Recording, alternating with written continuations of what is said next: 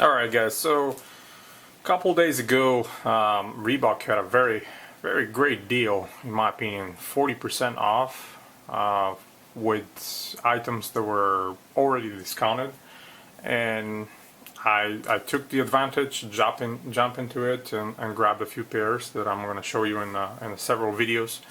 And as you can see, we have the Reebok Classic box. That's the first one I'm going to show you. As you can see, we have the Reebok Shroud 8.5 in black, white, royal, and silver. So this model came back a while back, a few months ago. I would say maybe earlier this year, actually. But anyway, the original retail price was $140. I was definitely not paying $140 for those, or nothing, to be honest.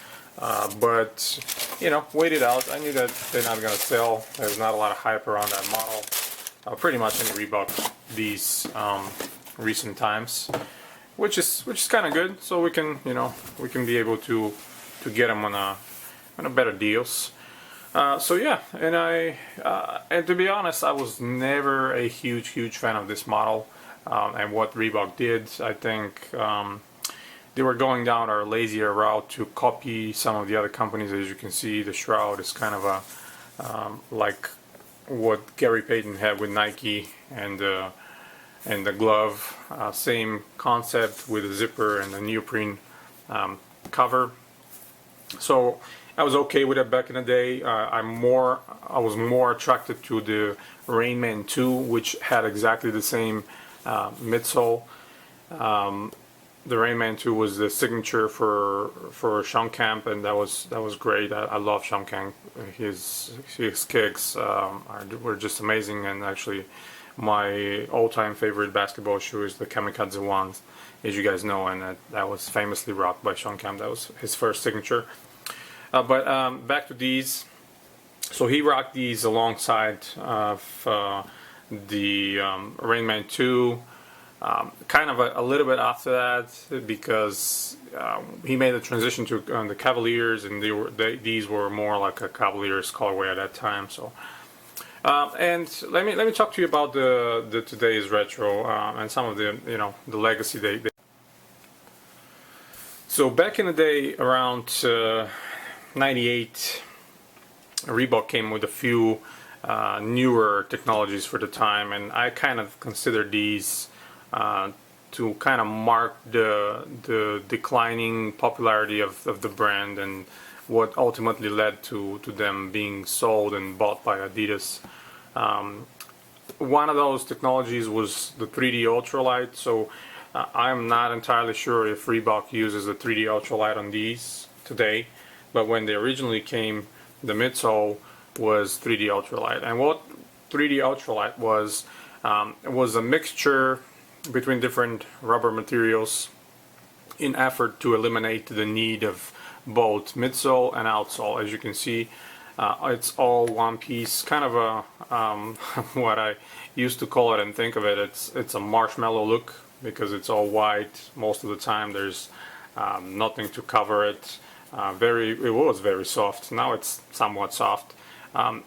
Granted, the comfort was good. It had a few issues though. One of being it gets grinded and worn out pretty fast compared to normal shoes that have outsoles. And the other thing is, on court, they were known to have traction issues, a lot of slipping around, a lot of unwanted movements due to this lack of outsole. Overall, it brought down the weight of the shoes significantly, and it was very comfortable, but at the same time and missed some of the key features that people wanted.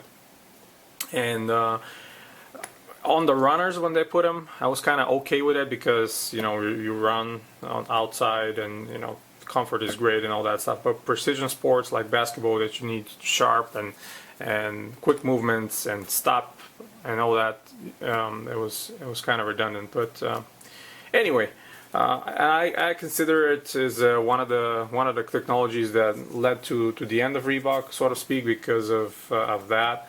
People were not too keen on that, buying shoes like that, and maybe it was too expensive also to produce.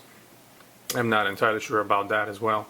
But you know, other things being the DMX. DMX was great when it came out, but at the same time it was expensive to produce, to implement, and it was, you know, just reduced from DMX 10 to DMX Lite. Then later on, they didn't even put a real DMX air inside. It was just DMX Farm. So long story short, back to these shoes. I'm getting sidetracked a lot, guys, but just forgive me. I have a lot of information about the past on these shoes and in Reebok in general. So these, I can't really show you. Don't have a flashlight right now, but the Vector and the Reebok are reflective, which is kind of a nice touch. The toe cap right here is a nubuck, actually pretty nice nubuck, considering very plush, of course synthetic. And this white portion is synthetic leather, kind of soft and nice. I have to say, back in the day they were the same, so there's no big difference. We have the netting right here, and of course, and there's the look from the back and from the medial side, with a little bit more support right there. This is kind of a fabric over our TPU or a rubber, because it's kind of hard to press.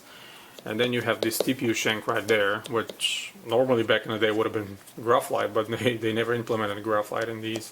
For some reason, Reebok were going away from their well-known and loved technology back in around that time.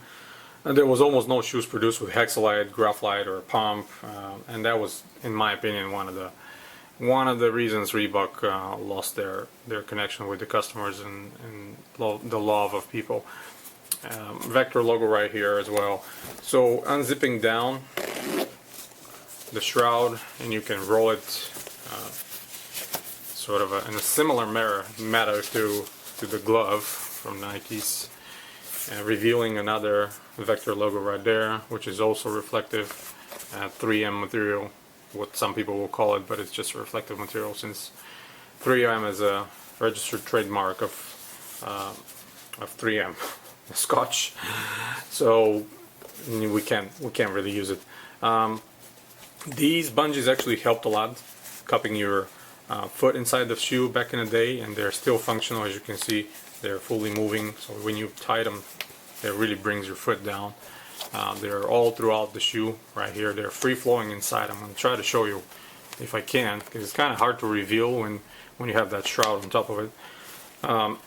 This logo was kind of introduced around that time. It was short-lived, Reebok Athletics. Same things on the, as you can see, the insole. Let me see if I can pull actually the insole. I'll show you that. By the way, I managed to cop these for $65 shipped. So great price considering $140 was the retail. Unfortunately, the insole is glued, but it's kind of thick actually, if I can say. Here's the tag. They're produced in October of last year. Pretty thick and plush thong, ventilated as well. I don't know, when you zip it up, it's not going to be a lot of ventilation anyway, but if you wear them down, it's pretty good. And let me see if I can kind of get some more light in here. As you can see, the inner liner of the shoe is kind of a quilted material, which is very well padded, by the way, and very comfortable, which is a great thing to say. With these, some of you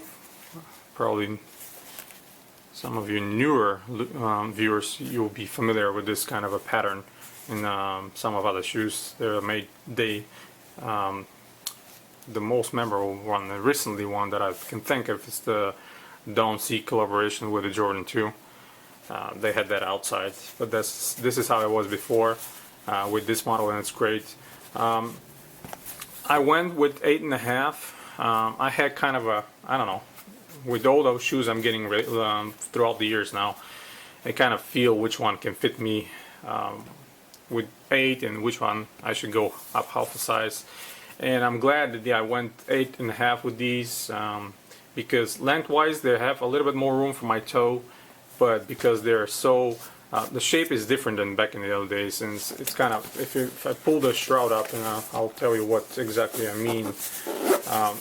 On the original pair, this transition was not like that. It was not bowed. It was more like of a natural angle right there. So this is kind of a pushing down on your foot. This happens with a lot of the retros these days. I don't know what's up. I guess they cannot get the same molds or whatever. But lengthwise is fine. Widthwise, of course, no pinching whatsoever on the toes or anything like that. So that's really good. And you're just walking around. I put them on my feet, and it's in the house. Pretty comfortable, pretty responsive. Again, I'm not sure if it's a 3D ultralight. It's not advertised anywhere on the shoe or the box, so I'm not sure. But it's still pretty soft, as you can see. Vector logo on the zipper. And the zipper, I mean, it's not the best quality. It kind of feels flimsy and plasticky, but hopefully it's not going to get ripped off too much. Oh, the bungees. Let me see if I can show you these tight bungees from the inside. So hopefully there's light. So you can see these are the bungees, and they're kind of attached to this additional part inside. And when you lace them up, they actually pull real hard, cup your foot inside. So I think the lockdown on this shoe is just pretty amazing, considering it's a model from 99, 2000. And yeah, it's pretty nice. I mean, as a retro, it's to be expected. Nothing too crazy, but nothing too bad as well. So accurate representation of what the shoe was, and especially if you can grab it for a lower price, around something between $50 and $70. It's well spent money, in my opinion. Of course. But yeah, that's pretty much it, guys. The Shroud, I had to grab a pair. I mean, just for the legacy, and for me being a huge fan of Sean Kemp, the original super power forward that was killing everything back in the day. But yeah, that's it. Enough of me rambling. Stay tuned to more videos, guys. There's a lot more pairs to come that I'm gonna show you. More exciting, at least for me. This is kind of underwhelming, but it's okay. I don't want to bring the tone down. Thanks for everybody. Thanks for all the subscribers. Stay tuned to collectivekicks.com for more sneaker news, reviews, and history articles. And until next time, guys, you have a wonderful day. Actually, before I go, let me see if I can bring that nice reflective material there, and kind of show you guys the shine, if I can do that.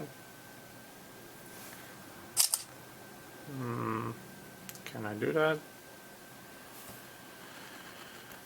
Anyway, you probably can see it, but yeah, it's reflective. That's pretty nice. Cool. Thanks, guys. Till next time. Bye.